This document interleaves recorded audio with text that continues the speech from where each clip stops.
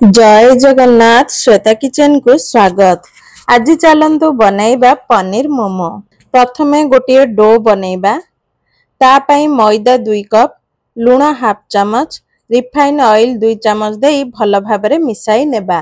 एबे एथिरे अल्प अल्प पानी देकी गोटे डो बनै नेबा। डो अल्प हार्ड करिकी चकटिबे। बेसी हार्ड की बेसी सॉफ्ट करिकी चकटिबेनी, नहेले मोमोर पतला बेस बेली हबनी। देखंतु सबु मैदा एकाठी होई गलानी। एबे याकू 1 ରୁ 2 मिनिट चकटी नेबा। देखंतु डो रेडी होई गला। अल्प हार्ड होईची।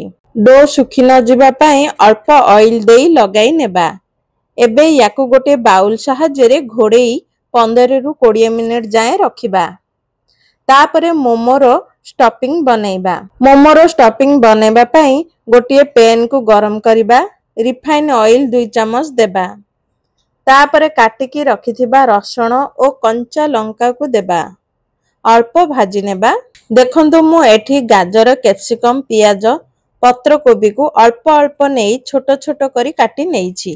एबे पियाज, गाजर, पत्र कोबी कटा को देई अल्प समय भाजी नेबा। तापरे कैप्सिकम को देबा। पुणी 2 ରୁ 3 मिनट ही भाजिबे। बेसी बॉईल करिकी भाजिबेनी। परिबा अल्प क्रंची रहिले खाइबा को भल लागिबो। एबे एथिरे धनिया पत्र को देबा। भल भाबरे मिक्स करि नेबा। तापरे पनीर को चकटी एही परी गुंड गुंड करिकी देबा। भल भाबरे मिसाइबा। गोलमर्च गुंड हाफ चमच, सोया सॉस 2 चमच देई भल भाबरे मिसाइबा। 1 मिनिट कुक करिबा। तापरे गैस को ऑफ करि नेबा। तापरे लूण देई गोलाई नेबा। देखंतु मोमो स्टफिंग रेडी होई गला। एबे गोटे बाउल को बाहर करी रखिबा। डो ऊपरु बाउल को बाहर करी अल्प चकड़ी नेबा।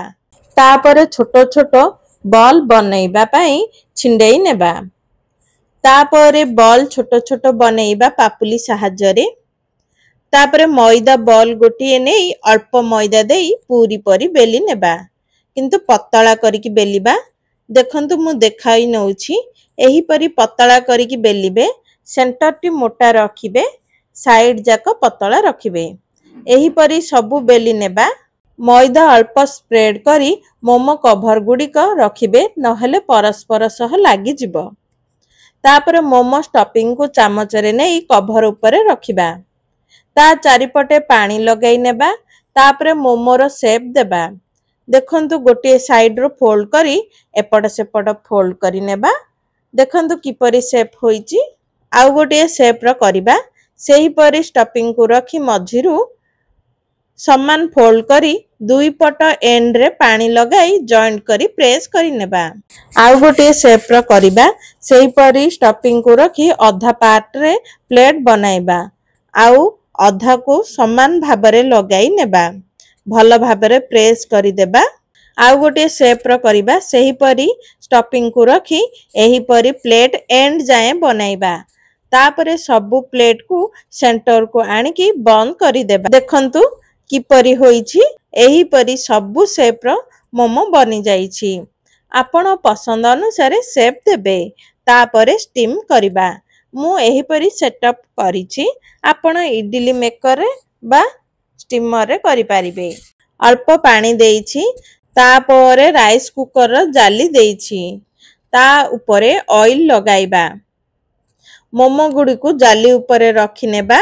छाड़ी छाड़ी की मोमो ऊपरे ऑयल बा बटर किछि ब्रश सहायरे लगाई नेबा। गार्निशिंग पाई धनिया पत्र पकाई नेछि।